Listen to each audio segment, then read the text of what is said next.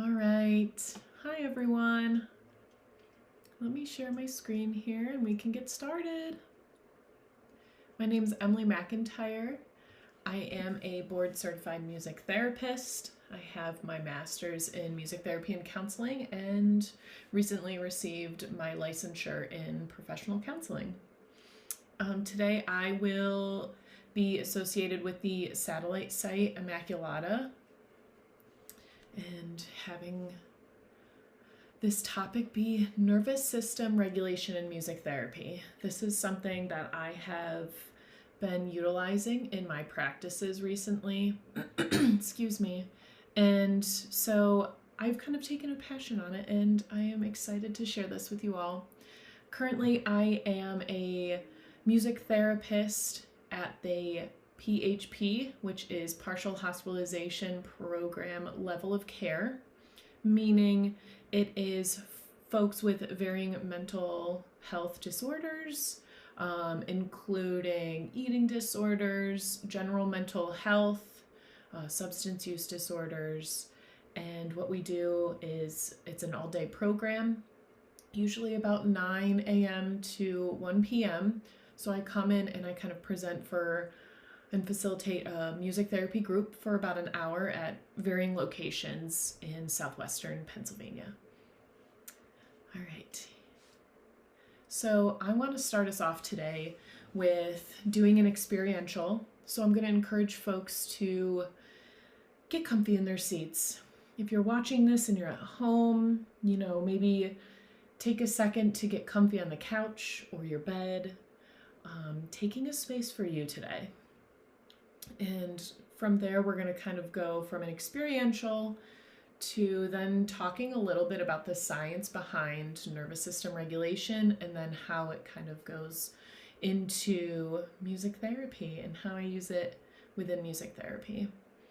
So let's do a brief check-in together.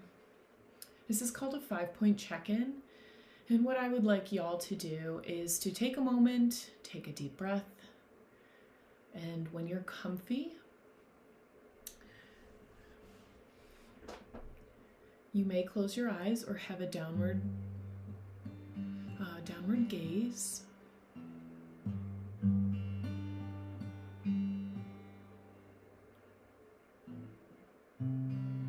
Let's take a cleansing breath together. Inhale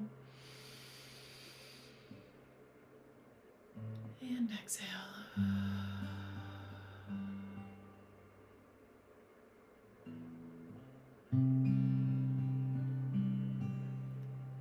If you would like, you can put your one hand on your heart and the other on your stomach. This kind of helps promote grounding as we check in today.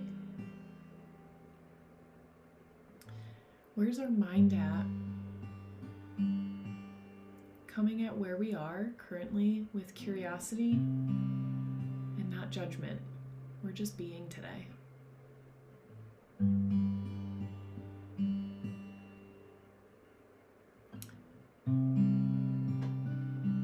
Where's our mental focus? Is there clarity, racing thoughts? Just recognizing it. What about our body? Any tension, any sensations?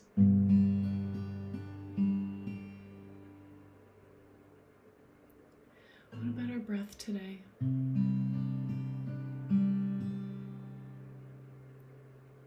What do we notice?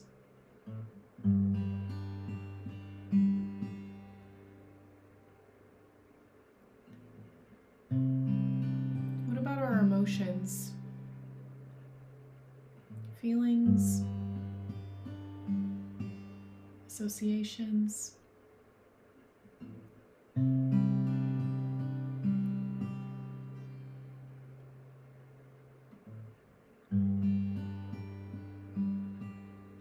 What about our energy? Are we feeling fatigued? Energized?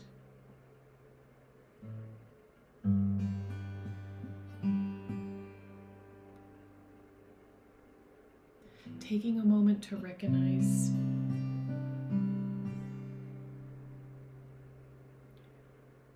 where are we at today?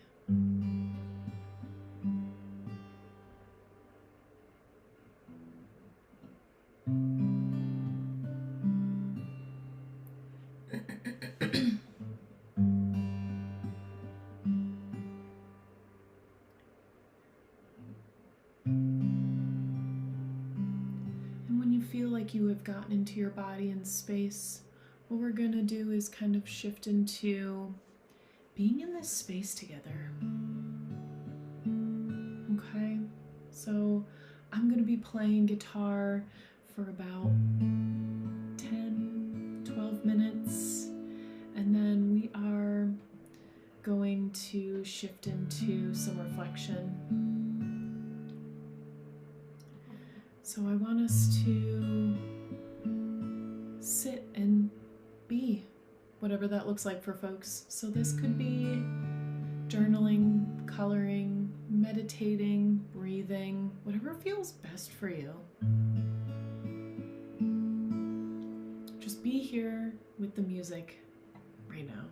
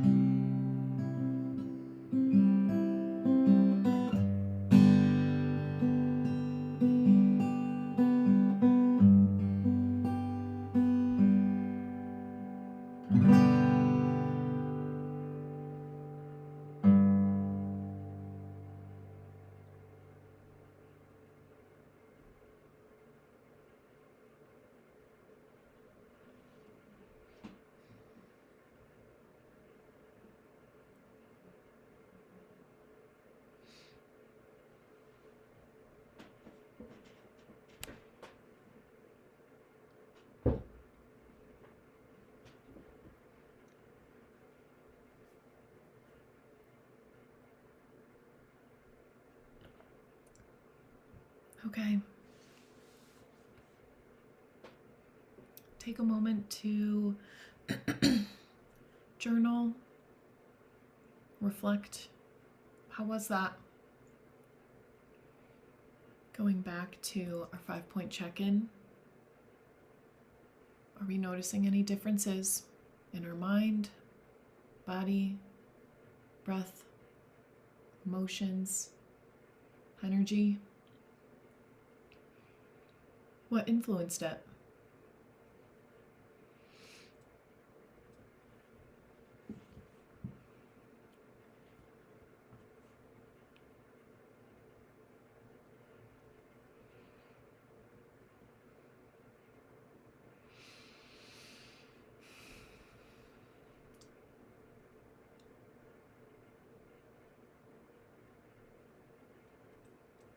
Okay. I appreciate everyone who joined me in that. that is something that I've facilitated with my clients before, and usually I take about an hour doing that with them. With our session only being 50 minutes, we're going to do a little short version. So usually I take a moment to process like what came up for folks. A lot of folks will say, I notice tension here in my body, and my method of music therapy and how I approach the space is I'm always like, what emotion is connected to it, right? And so one time I actually had a client refer to a weight being behind their eyes, and we kind of talked about that, and I was kind of asking like what's relating to that? What triggers that? Is it always there? What is that space? Is there like an image to it? Is there an emotion? And he kind of sat there and was like, now that I think about it, it represents sadness for me. And he kind of expressed that he feels very closed-minded to therapy. And so this was very eye-opening and kind of promoted some open-mindedness for him, but also that he feels so different from everyone and that he is constantly fatigued. And so that is just a little bit of an example of like how music can really be impactful for us, right? We might be biased as music therapists because it's our career, but I always promote self-reflection. So I hope that this was kind of a space for folks to reflect of like, wow, how did that impact me today? What sounds was I resonating with? Did I feel my body resonating with, right?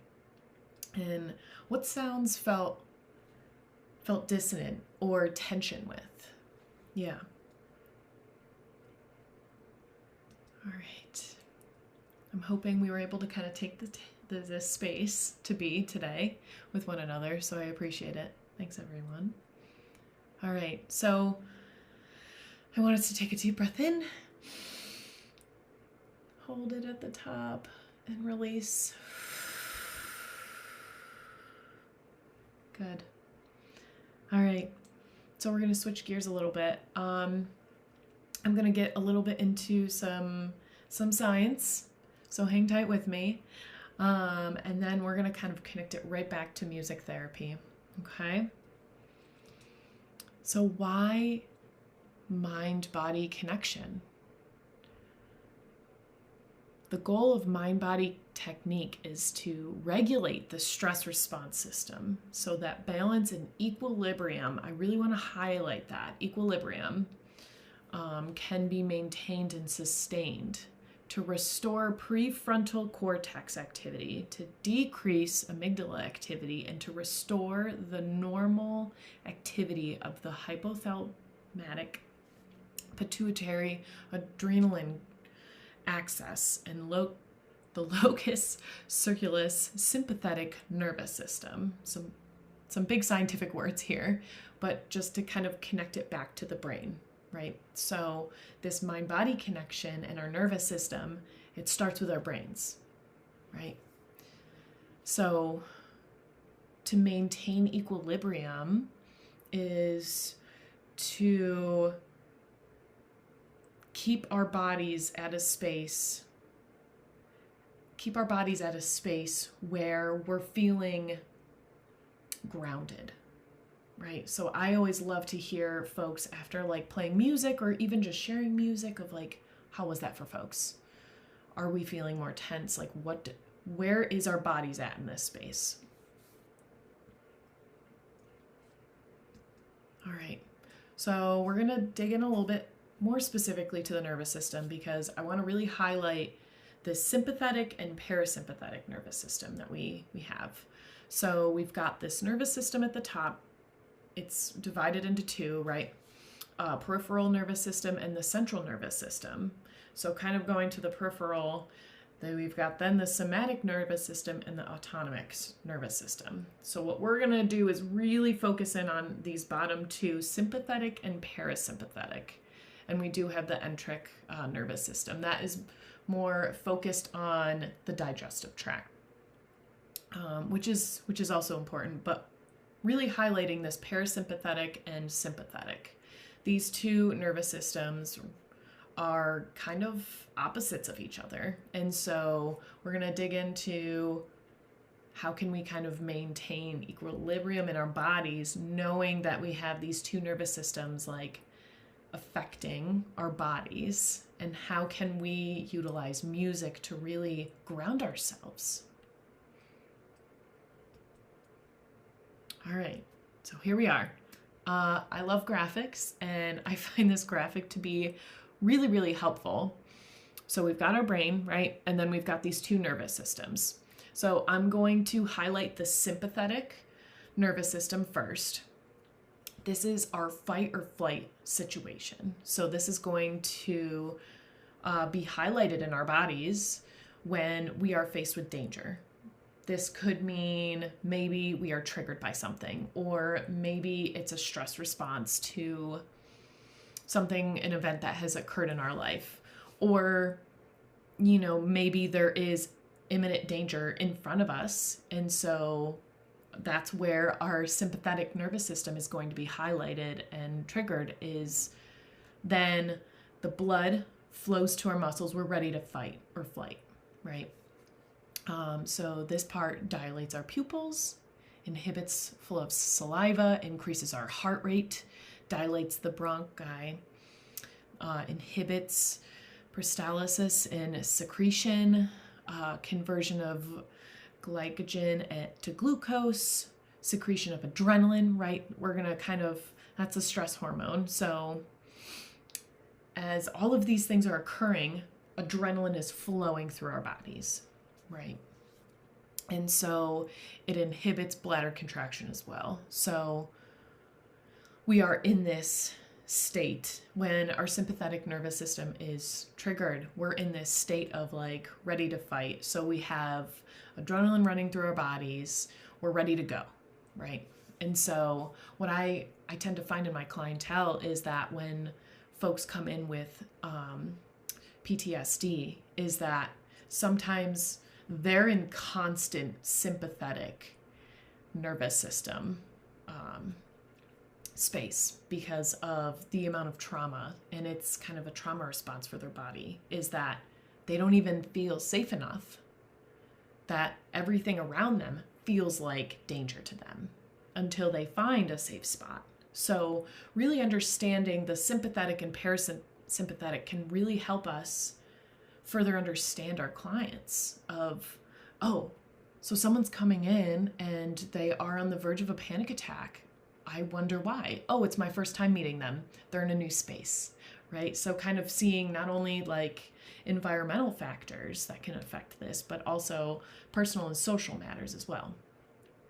And so now switching gears, we've got our parasympathetic. And this is where we're going to highlight for most of the rest of the presentation here, is our parasympathetic is promotes relaxation and conserves energy versus that fight or flight where it is using energy, right?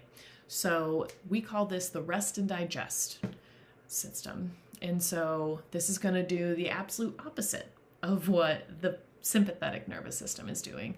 Our parasympathetic nervous system is relaxing our body. So it's going to slow our heartbeat down. It constricts the bronchi, and then it's going to stimulate our digestive system, stimulate the release of bile. So this is the rest and digest is where like it allows our body to use energy for digestion. Who here has stomach issues when they experience anxiety? I do myself. Just to disclose, you know, our nervous system is so intertwined in our digestive system. And I want to highlight here, we have this vagus nerve, right? And the vagus nerve is connected to our digestive system. So when we are feeling stressed out, that's going to go right into that sympathetic nervous system, and it's going to directly relate to our stomach, and it constricts like digestion. So that's where like cramping and tension and the blood flow is going away from your digestive tract. All right.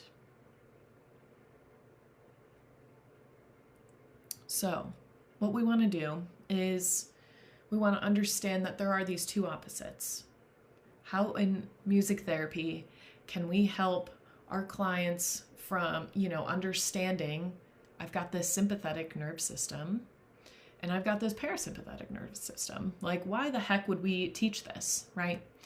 I teach this. I come back from a little bit of a psychoeducation background to help my clients understand their bodies a little bit more, and some clientele even appreciate, like, okay, so I'm not just talking about my emotions all the time. I'm actually understanding from a biological standpoint why I'm feeling nauseous when I am, stressed out, or why do I feel like I'm short of breath when I am, experiencing a panic attack or anything of that sort. So really these two nervous systems are highlighted. I personally have done some research with like looking into articles that have the connections of these and PTSD. So that is where my perspective is going to be coming from today. I'm not sure, just to be transparent, about other mental health disorders, right? So, substance use disorders, this could look a little bit different. And so today we're going to focus a little bit more on trauma and then kind of like emotions in our body. All right. So the fun part is activating our parasympathetic nervous system in music therapy. And so these are some of the things I was able to kind of find within different research on the internet, and what are some things that we can really highlight this relax and digest or digest nervous system, right? So deep breathing, humming, singing, playing an instrument, meditation, listening to calming music tuned to 442 hertz. So from a holistic practitioner's viewpoint, there are a lot of frequencies and studies about chakras and certain frequencies to pinpoint certain areas of the body. I will say that's a little out of my scope of practice. And so I do know that there is research out there saying that if we tuned our instruments to 442, that actually connects us to our brainwaves a little bit easier, and the human race can kind of connect a little bit better, and that's shown in research of how folks absorb music and how their nervous systems react to it and their brain activity react to it. So if anyone's interested in that, there are definitely a lot of articles about why the heck we went from a tuning of 442 to 440. I'm not sure. It is very fascinating. Awesome. So sound baths, also another great way to activate this parasympathetic nervous system. Maybe we just need some quietness. I think as music therapists, sometimes we forget that quietness can be just equally as powerful as music. So sometimes we just need to be still and just be, kind of like I was saying before. Nature's music. I love incorporating nature into my therapy sessions. Sometimes even if I have the opportunity, I'll take a nature walk and kind of encourage folks to like hear music and nature, right? It's a very mindful practice of being present and connecting with nature of, wow, that's a song, like a bird song I've never heard before. Or, oh, I'm noticing like there are two birds communicating to each other, from afar.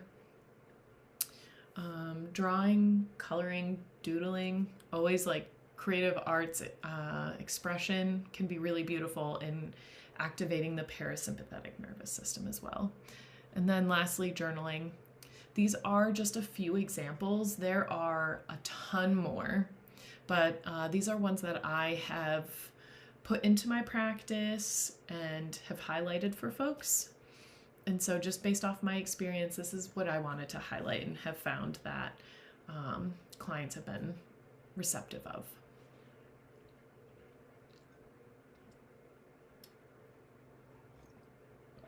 All right, I know this slide might seem overwhelming.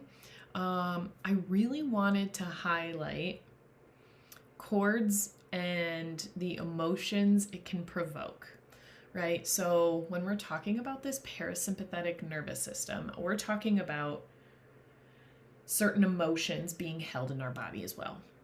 So what does depression look like in our parasympathetic nervous system, right? And so, or what does anxiety look like? What does trauma look like? What does sadness feel like, right? And so certain emotions are felt in our bodies, and really honing in on what emotions can I evoke with the guitar or piano chords or whatever instrument we're using, like whatever chords we're utilizing. So I personally, this is just my biased opinion, I don't necessarily agree with all of the emotions that are connected with these chords, right? And I even wrote on here, being mindful that everyone experiences sounds differently, right? And so kind of looking at E major here, dissatisfaction and ready to fight feeling. I don't know, when I hear E major, I think of like imagery of a cowboy on a horse. You know, that's how I experience it. And being mindful that within our Western culture of music, these chords, you know, like we learn as small children, major is supposed to sound happy and minor is meant to be sad, right? And so I really encourage music therapists to really like tool around with how can we change the chords, you know? So I was adding suspensions. So I had like sus2s, sus4s when I was playing guitar, some add 9s. So making the chords a little bit more colorful to create that space within the sound to evoke certain emotions.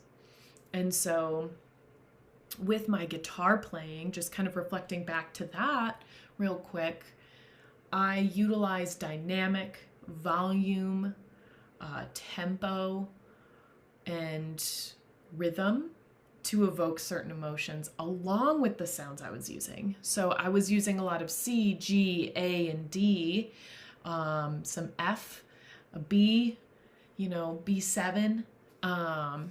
And so mixing these, you know, you can kind of really take a moment and try and figure out like what emotions do I want to evoke? Maybe you don't want to evoke any emotions. Maybe you just want to hold a space.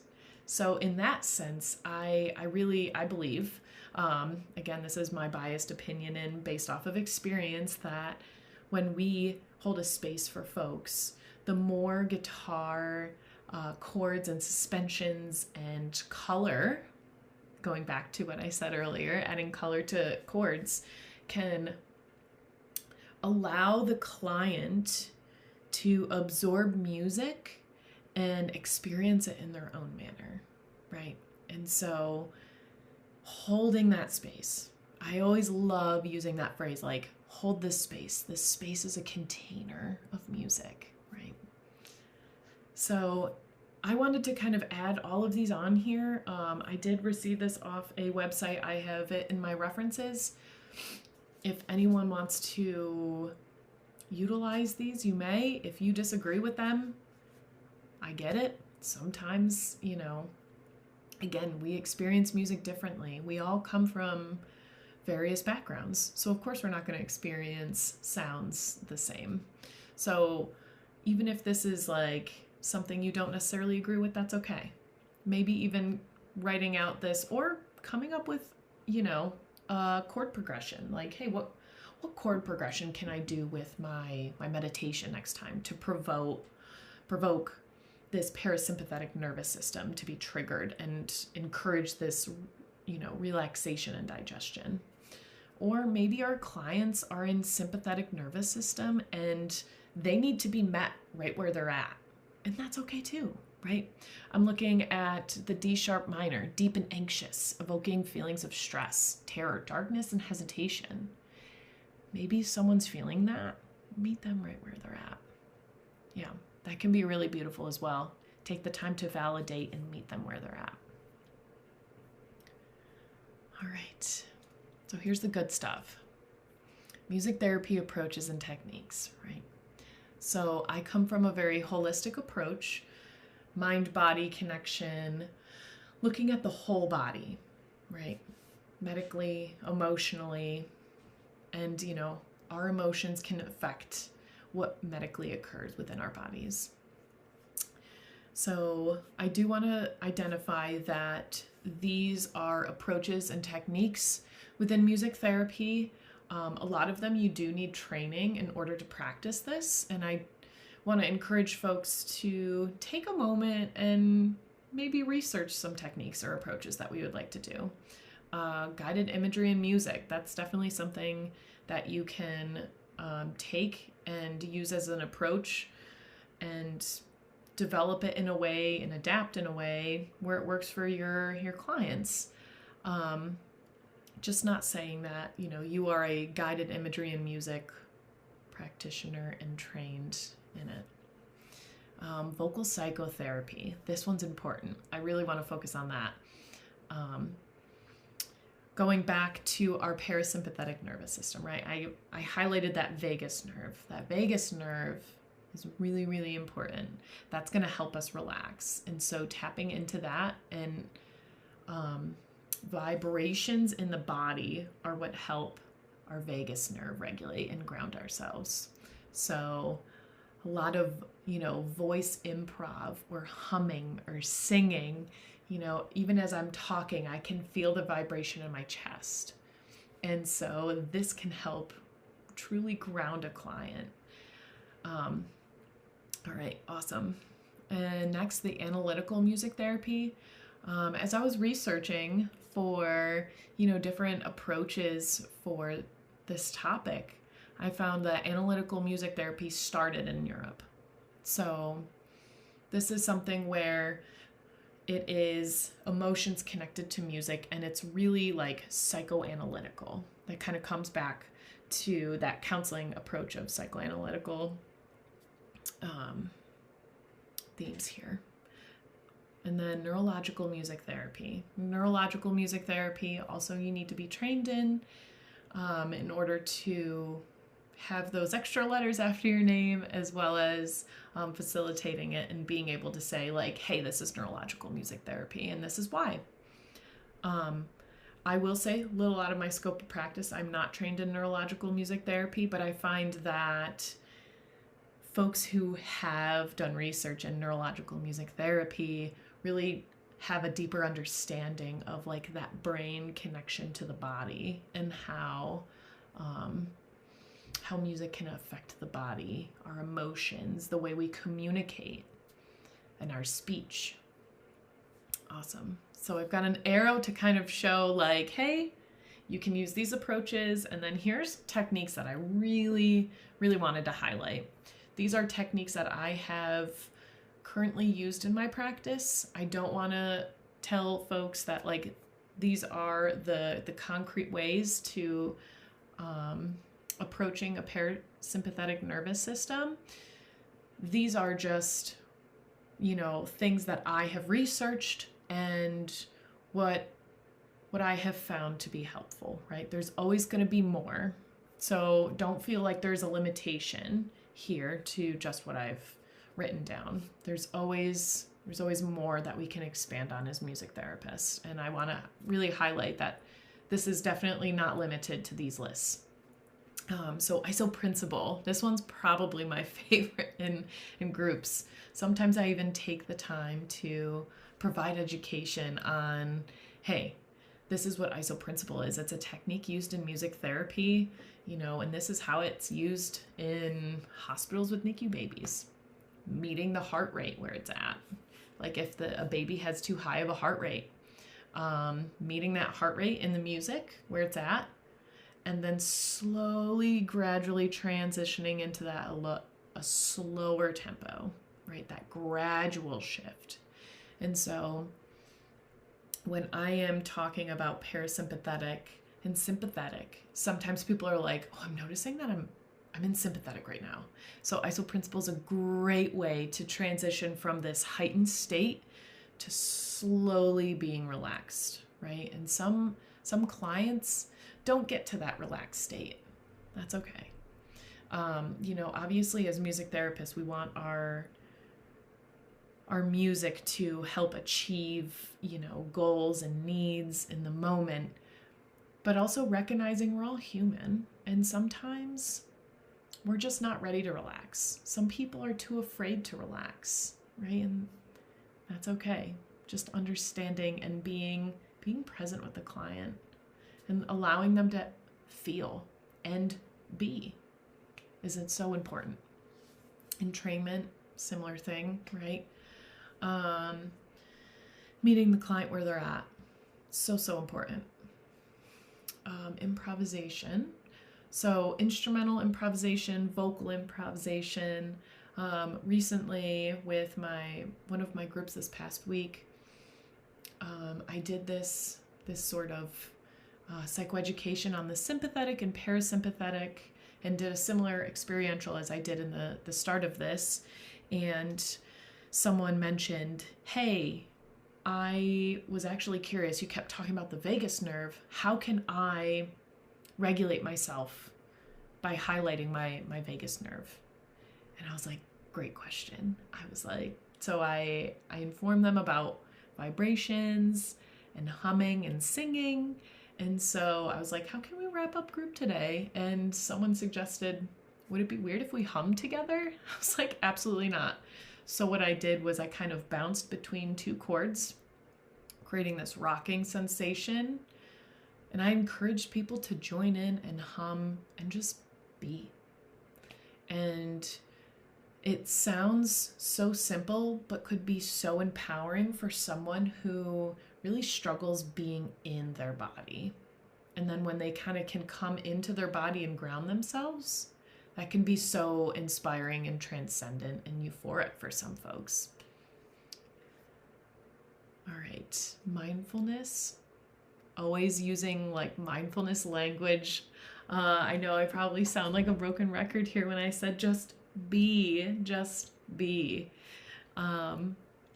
Promoting mindfulness and being present. It's so easy to worry about the past or have shame and guilt from past mistakes and really honing in on those, or being anxious for the future and the unknown and what ifs, and being, juggled in between these two worlds. Just as an example, coming back to where we're at right now can be so powerful for someone. And also helping them learn to be more present. When folks aren't present, that's kind of linked to actually long-term memory loss. Some folks will say, I don't remember my childhood. I think it might be from trauma. And come to find out, when you start talking about their trauma and processing it with them, as a child, they became an adult too soon. And this is just an example, a very specific example.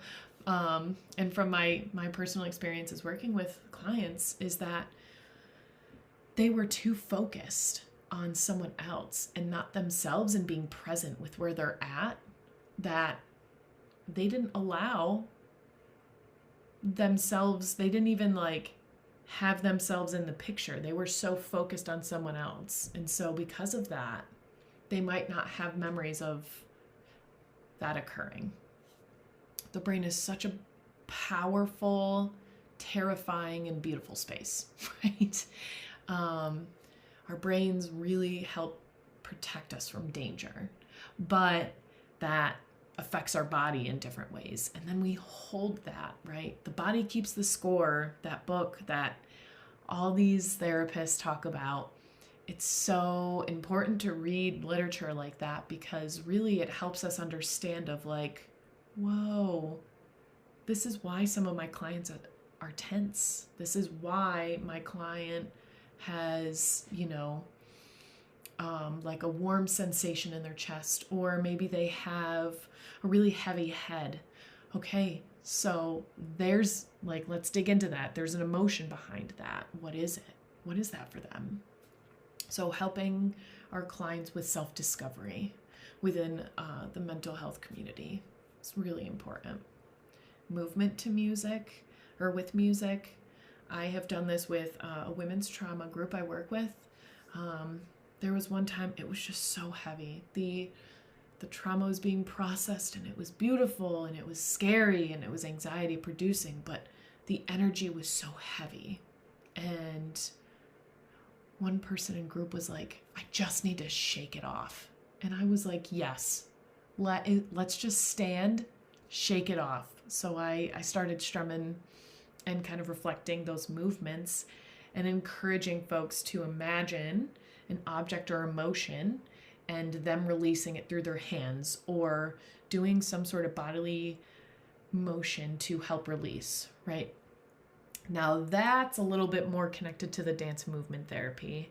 And so I've actually worked with dance movement therapists, and that work is also really beautiful, and understanding that, holy moly, I have a lot in my body. How do I get rid of it, release it, or express it, right? Yeah, beautiful. All right, and then music listening. I think that sometimes in our music therapy community, we're so focused on like producing live music for folks.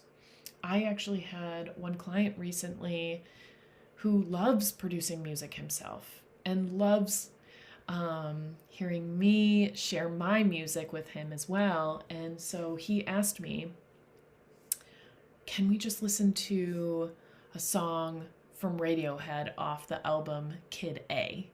And if folks are familiar with that, it is a very synth-heavy album, and there's a lot of like atonal sounds. And I believe the song is What If I Completely Disappear? And it's a very, like, you would think reading the title, like, oh wow, this is going to be a really dark and like depressing sounding song, but for my client it was empowering for him, and it made him calm. He literally was like, oh, I feel so much better now.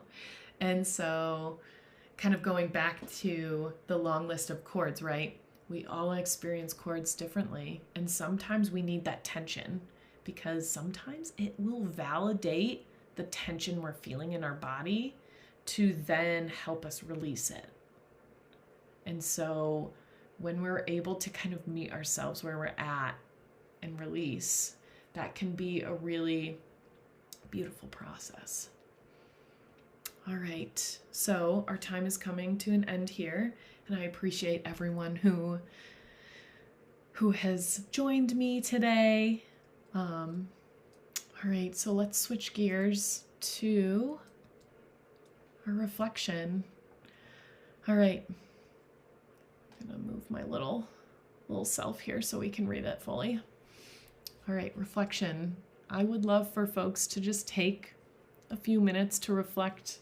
How can you tap into your parasympathetic nervous system, right? As much as I love that this concurrent session is about helping our clients and facilitating in that sense, sometimes we need it too, right? We're also human. We also have needs. I think it's important that we also learn it for ourselves too, and help us regulate ourselves.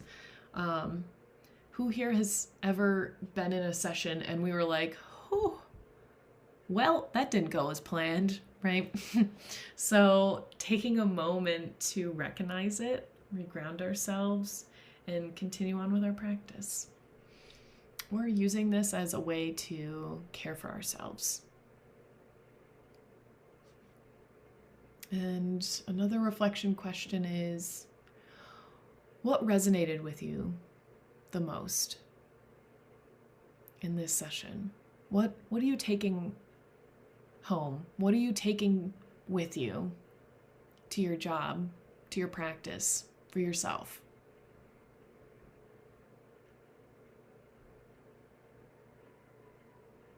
How can you implement it, right? So I'm talking about the psych population I work with, but this could, work really well with all populations, older folk, to all the way to babies in children's hospitals, to folks with, varying developmental needs, folks who are neurodivergent, right?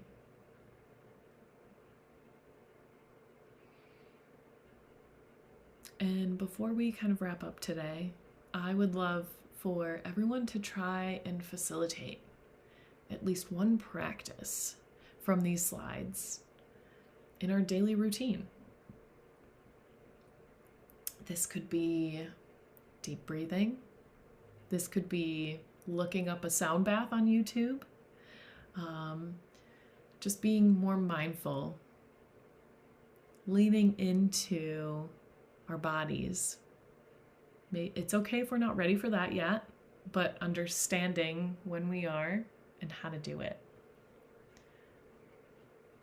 And then taking notice of any differences in our body, right? Sometimes I hear folks say classical music, sorry, can be really relaxing for me. And I had a client the other day who expressed classical music is actually very triggering for them. And so kind of understanding when to work through those triggers. Am I in a safe enough space to work through this trigger of classical music? Is it appropriate that I work through this trigger right now? Maybe I'm not in the headspace for it, so I'm going to pick a different type of song. Or I really encourage this for music therapists, creating music for ourselves. I think sometimes we forget to take what we love and what we have a passion in doing, right? We all have a deep love for music and using it for ourselves. Creating music. Songwriting.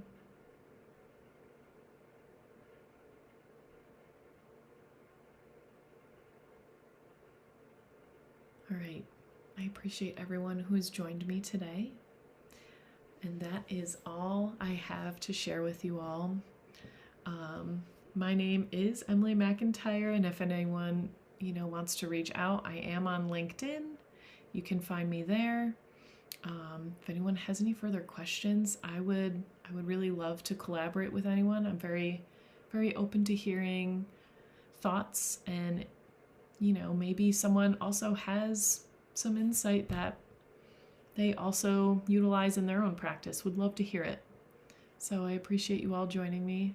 Thank you. And here are my references. I suggest maybe even taking a look at any of these. All right. I appreciate everyone joining me. Thank you so much. Bye.